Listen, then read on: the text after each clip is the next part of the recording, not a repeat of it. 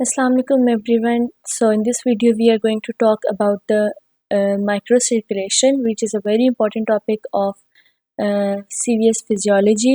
और गाइडर में ये पूरा चैप्टर है एक माइक्रोसर्कुलेशन के नाम से chapter 16।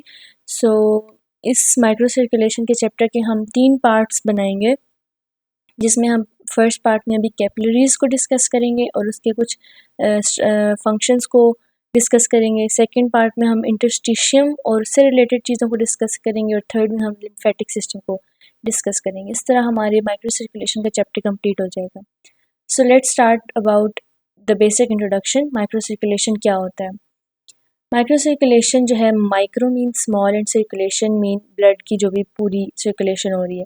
So circulation of blood in smallest vessels जो है ना, उसको हम माइक्रो सर्कुलेशन कहते हैं, जो कि कैपिलरीज आर्टेरियोल्स हो सकती हैं, ठीक है।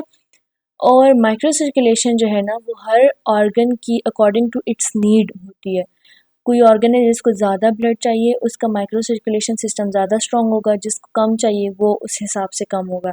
अगर डायग्रामेटिकली देखा जाए तो हमारी कोई भी आर्टरी होती है जो कि हार्ट से ब्लड लेके आ रही होती है, आर्टीरियोल्स को अपना ब्लड दे देती है, आर्टीरियोल्स आगे जाके कैपिलरीज बनाते हैं, यहाँ पे गैसेस एक्सचेंज होता है और फिर ये कैपिलरीज जो है वेन्यूल्स बनाते हैं, वेन्यूल्स से फिर वो ब्लड वेन्स के थ्रू हार्ट में वापस आ जाता है और फिर लंग्स के थ्रू उसका गैसेस एक्सचेंज भी साथ साथ हो रहा होता है। अच्छा, अब जो इसका आर्टरी का प्रेशर होता है ना, वो हमेशा हायर होता है as compare to the venous pressure, क्योंकि हार्ट पंप करे ना टूवर्ड द आर्टरीज, तो जब हार्ट पंप करे तो वो प्रेशर दे रहा है, ठीक है, तो आर्टरीज का प्रेशर ज़्यादा होता है। So this was the major concept कि माइक्रो सर्कुलेशन होता क्या है। ये जो सर्कुलेशन हो रही है ना सारी कैपिलरीज और आर्टीरियोल्स और वेन्यूल्स के दरमियान में, इसको हम कहते हैं माइक्रो सर्कुलेशन। माइक्रो सर्कुलेशन की इंपॉर्टेंस क्या है? एक तो ये ब्लड फ्लो की रेगुलेशन को कंट्रोल करता है, न्यूट्रिएंट्स फ्लो कराता है, यहाँ पे गैसेस एक्सचेंज कराता है, फ्लूइड एक्सचेंज हो रहा है और ल्यूकोसाइट्स की माइग्रेशन भी करवाता है। अच्छा, अब ये बनता कैसे है, इसकी फॉर्मेशन कैसे होती है? जैसे मैंने बताया कि कैपिलरीज बनती हैं। अब ये जैसे है ना डायग्राम, आप देखें, आर्टीरियोल से कैपिलरीज बनी और कैपिलरीज से फिर वेन्यूल्स बनी। अब कैपिलरी जब जहाँ से स्टार्ट होती है ना, वहाँ पे एक प्री कैपिलरी स्फिंक्टर होता है, स्फिंक्टर होता है, वो कंट्रोल कर रहा होता है अमाउंट ऑफ ब्लड जो जिसने आर्टीरियोल से कैपिलरी के अंदर एंटर होना है, ठीक है। तो ये एक स्फिंक्टर होता है जो कि प्री कैपिलरी स्फिंक्टर है, कैपिलरी के स्टार्ट होने से पहले। उसके बाद एक पोस्ट कैपिलरी स्फिंक्टर भी होता है जो कि वेन्यूल से पहले आता है और वो कंट्रोल करता है कि कितना ब्लड यहाँ से वेन्यूल के अंदर एंटर करना है हमने, ठीक है। तो होता क्या है कि आर्टीरियोल्स के बाद प्री कैपिलरी स्फिंक्टर होता है और फिर उसके बाद वेन्यूल्स आती हैं और फिर हमारे पास पोस्ट कैपिलरी स्फिंक्टर जो है वो आ जाता है। अच्छा, अब होता क्या है कि प्री कैपिलरी स्फिंक्टर आया, उसके अंदर स्मूथ मसल्स होते हैं, वो स्मूथ मसल्स अपनी कॉन्ट्रैक्शन और डायलेशन से अमाउंट ऑफ ब्लड को कंट्रोल कर रहे होते हैं और उसके बाद वो ओपन कर देते हैं या फिर क्लोज कर देते हैं एंट्रेंस को, कैपिलरी की एंट्रेंस पे होते हैं क्योंकि वो, और अमाउंट ऑफ ब्लड फ्लो को कंट्रोल कर रहे होते हैं। ये आप यहाँ पे देख सकते हैं, ये कोई भी आर्टीरियोल है, उसके बाद कैपिलरी स्टार्ट हुई है, कैपिलरी वॉल के अंदर ये जो है हमारे पास स्मूथ मसल के स्फिंक्टर प्रेजेंट है। ओके, अब कैपिलरी का स्ट्रक्चर कैसा होता है? अगर आप देखो ना, तो कैपिलरी एक single line cell, single line होती है इसके अराउंड एपिथेलियल की, ठीक है, एपिथेलियल नहीं, सॉरी, एंडोथेलियल की। एंडोथेलियल की एक सिंगल बस लाइन है, एक बेजल लेयर होती है, उसके बाद एक एपिथेलियल की लाइन है और बस इसके अलावा और कैपिलरी के अंदर कुछ नहीं हो रहा है। इसके अंदर से अब सारा ब्लड गुजर के जा रहा होता है, इसकी कोई डिफरेंट, कोई हज़ारों किस्म की लेयर्स नहीं होती। It's a very simple single layer endothelial cells का स्ट्रक्चर, ठीक है। और हमारी बॉडी के अंदर 10 बिलियन कैपिलरीज प्रेजेंट है, जिनका 500 to 700 square metre surface area है और उनकी टोटल थिकनेस 0.5 माइक्रोमीटर है। अब जो कैपिलरीज होती है ना, उनके अंदर एक बहुत इंपॉर्टेंट चीज़ होती है जिसको हम कहते हैं इंटरसेलुलर क्लेफ्ट्स, जो कि आपको यहाँ पे नज़र आ रहे हैं। ये हमारे पास इंटरसेलुलर क्लेफ्ट है। इनका काम क्या होता है कि ये जहाँ पे एंडोथेलियल, ये एंडोथेलियल का एक सेल है, ये एंडोथेलियल का दूसरा सेल है, ये एंडोथेलियल का तीसरा सेल है, जहाँ पे डिफरेंट एंडोथेलियल के सेल कंबाइन होते हैं ना, ज्वाइन होते हैं, वहाँ पे ये थोड़ा सा एक पोर डेवलप हो जाता है जिसके थ्रू एक्सचेंज पॉसिबल होता है। इसको हम कहते हैं इंटरसेलुलर क्लेफ्ट। उसके बाद आप देखें कि कैपिलरी का फंक्शन क्या होता है, एक्सचेंज कराता है, गैसेस एक्सचेंज, न्यूट्रिएंट एक्सचेंज, ये सारी बातें आपको पता है। अब जो कैपिलरी का स्ट्रक्चर है ना, उसमें एक तो हमारे पास ये पोर्स आ गए, क्लेफ्ट जिनको हम कहते हैं। एक और चीज़ भी इसके अंदर होती है जो रेड इधर सर्कल्स की फॉर्म में नज़र आ रही है, इसको हम कहते हैं प्लाज्मा लिमल वेसिकल, जिसको हम केवियोल भी कहते हैं। ये केवियोल क्या करते हैं, ये एंडोसाइटोसिस में हेल्प करते हैं। फॉर एग्जांपल, बाहर से कोई चीज़ आएगी, ये इन कैवियोल्स के पास जाएगी, कैवियोल उस चीज़ को कैच करेंगे, उसको कैरी करके एक प्रोसेस के थ्रू वॉल के अंदर ले जाएंगे, कैपिलरी से अंदर ले जाएंगे। ठीक है, तो एंडोसाइटोसिस में ये कैवियोल काम करते हैं। और बाकी ये क्लेफ्ट जो इंटरसेलुलर क्लेफ्ट मैंने आपको बताया ये भी होते हैं जिनके थ्रू गैसेस एक्सचेंज होते हैं। अब कोई भी कैपिलरी है ना, उसके अराउंड 4 तरीके हैं जिनके थ्रू चीज़ें मूव करती हैं। एक तो जो कैपिलरी की वॉल है उसके ऊपर से, मेम्ब्रेन के ऊपर से कोई चीज़ गुजर जाती है, क्योंकि मेम्ब्रेन लिपिड बेस्ड होती है तो लिपिड सॉल्युबल मॉलिक्यूल्स आराम से इसके ऊपर से गुजर जाते हैं। फिर कुछ होते हैं जो इसके इंटरसेलुलर क्लेफ्ट्स में से गुजरते हैं, जो इसके पोर्स हैं, ठीक है, वाटर सॉल्युबल सब्सटेंसेस इसके अंदर से गुजर जाती हैं। फिर कैपिलरी के अंदर फेनिस्ट्रेशंस भी होती हैं, वो मैं अभी आपको बताती हूँ। कैपिलरी की टाइप है जिसके अंदर बहुत ज़्यादा फेनिस्ट्रेशन यानी पोर्स होते हैं, वो भी सेम इसी तरह के ही होते हैं। और इसके अंदर भी जैसे वाटर सॉल्युबल चीज़ें गुजरती हैं, उसके अंदर भी हमारे पास वाटर सॉल्युबल सब्सटेंसेस जो है वो इजीली गुजर जाते हैं।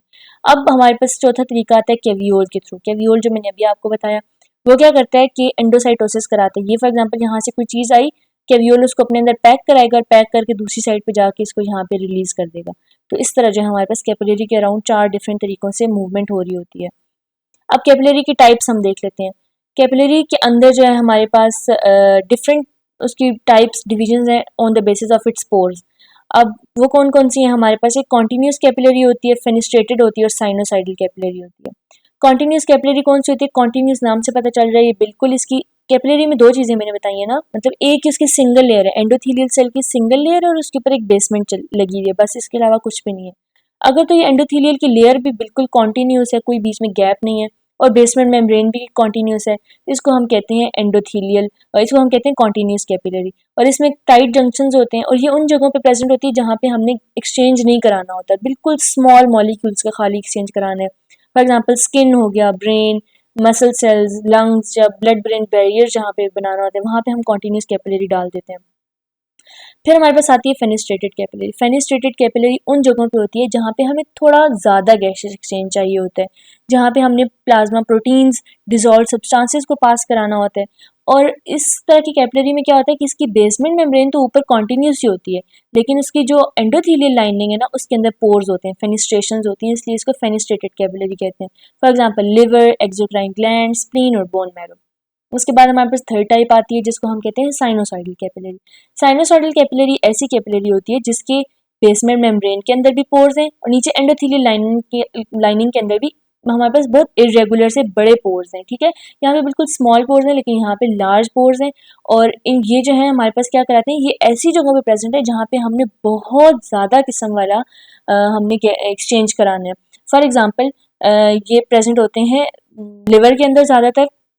लिवर के अंदर फेनिस्ट्रेटेड भी होते हैं लेकिन ज़्यादातर लिवर के अंदर साइनोसॉइडल होते हैं, क्योंकि लिवर के अंदर हमने प्रोटीन्स का एक्सचेंज कराना होता है।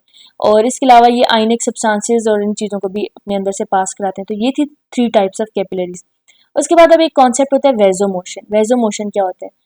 जो हमारी कैपिलरी होती है ना उसके अंदर से ब्लड ऐसे कंटिन्यूसली फ्लो नहीं कर रहा होता कि ब्लड आ रहा है और जा रहा है, ऐसे कंटिन्यूसली फ्लो नहीं करता वो, बल्कि वो ऑन एंड ऑफ फ्लो कर रहा होता है। थोड़ी देर के लिए आया, बंद हो गया, आया, बंद हो गया, आया, बंद हो गया, इस तरह मतलब कि ब्लड उसमें इंटरमिटेंटली कैपिलरी के अंदर से गुजर रहा होता है।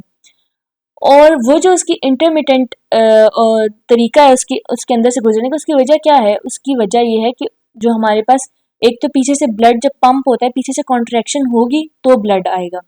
दूसरी बात, कैपिलरी के स्टार्ट में मैंने आपको बताया प्री कैपिलरी स्फिंक्टर होते हैं। ये स्फिंक्टर कंट्रोल कर रहे होते हैं कितना ब्लड मैंने अंदर लेके आना है, अभी ब्लड आना चाहिए, अभी नहीं आना चाहिए। हर थोड़े टाइम बाद ये स्फिंक्टर बंद हो जाता है, ब्लड आना बंद हो जाता है, फिर ये खुलता है, ब्लड आता है। इस तरह ब्लड ऑन एंड ऑफ जो है कैपिलरी के अंदर एंटर होता है। और ये कैसे पता चलता है कि अब हमने प्री कैपिलरी स्फिंक्टर को रोकना है या इसको फ्लो करने देना है? वो डिपेंड करता है आपकी ऑक्सीजन कंसंट्रेशन पे टिश्यू की। अगर टिश्यू को बहुत ज़्यादा ऑक्सीजन चाहिए तो कैपिलरी स्फिंक्टर खुल जाएगा, अगर नहीं चाहिए तो वो बंद हो जाएगा और ब्लड आना स्टॉप हो जाएगा। इसी तरह हमारे पास ओवरऑल लेकिन जो है ना अक्रॉस द टिश्यू ओवरऑल इसका फंक्शन जो है वो नॉर्मल होता है, लेकिन ये है कि ऑन एंड ऑफ जो है वो कैपिलरी के अंदर ब्लड आता रहता है। अच्छा, अब हम देखते हैं कि ये जो हमारे पास मैंने आपको बताया कि ये प्रोसेस है कि हमारे पास कैपिलरी ने कभी खुलना है और कभी मतलब बंद हो जाना है।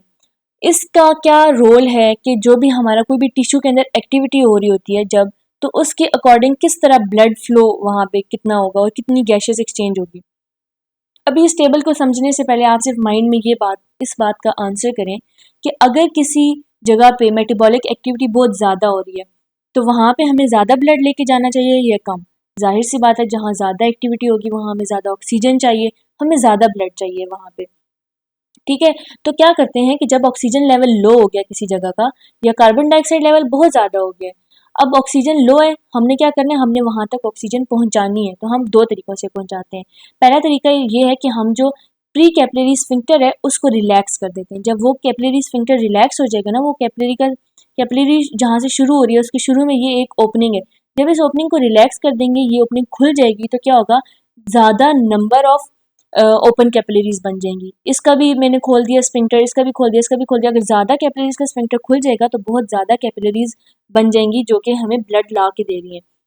फिर क्या होगा कि हमारी कैपिलरीज का सरफेस एरिया भी बढ़ जाएगा, क्योंकि सारों के अगर स्फिंक्टर खुले हुए हैं तो सारी कंडक्ट कर रही हैं, सारी हमें ब्लड ला के दे सकती हैं, तो कैपिलरीज का ब्लड का सरफेस एरिया भी इंक्रीज हो गया। दूसरी बात ये है कि अब यहाँ पे हमारे पास टिश्यू पड़ा हुआ है, इस कैपिलरी से ब्लड ने इस टिश्यू के अंदर ऑक्सीजन पहुंचानी है, तो इसके दरमियान का डिस्टेंस जो है ना वो भी कम हो जाता है। जब हमारे पास कैपिलरी का स्फिंक्टर खुला, नंबर ऑफ कैपिलरीज इंक्रीज होगी, सरफेस एरिया इंक्रीज हो गया, और उसका डिस्टेंस टू द जो भी आपका जहाँ पे साथ पड़ा हुआ है सेल जिसको भी आपने ब्लड देना है, वो डिस्टेंस भी कम हो जाएगा। ये कैपिलरी बिल्कुल इसके करीब आ जाएगी और ईजिली इसको ब्लड देगी। एज अ रिजल्ट क्या होगा, ऑक्सीजन लेवल ज़्यादा से ज़्यादा वहाँ पहुँचेगा और गैसियस एक्सचेंज नॉर्मल हो जाएगी।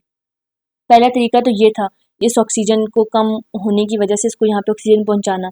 अब दूसरा तरीका क्या है, दूसरा तरीका ये है कि हम आर्टीरियोलर वेज़ोडाइलेशन कराते हैं। आर्टरीज होती है ना जो ब्लड लेके आ रही हैं हार्ट में से, और उन्होंने आके किसी सेल को ब्लड देना है।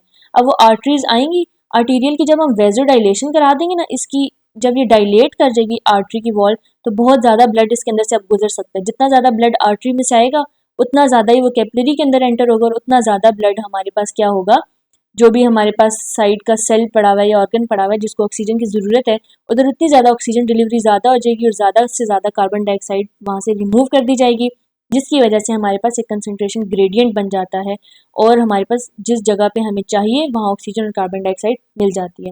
This is very easy thing, लेकिन ये बहुत इंपॉर्टेंट कॉन्सेप्ट है। ओके, उसके बाद अब नेक्स्ट हम वीडियो में डिस्कस करेंगे इंटरस्टिशियम के बारे में, जो कि माइक्रो सर्कुलेशन ही चैप्टर का सेकंड पार्ट है, जो इसकी पार्ट 2 वीडियो बनेगी। So see you in the next video with the new topic of interstitium. तब तक के लिए थैंक यू वेरी मच। अल्लाह हाफिज़।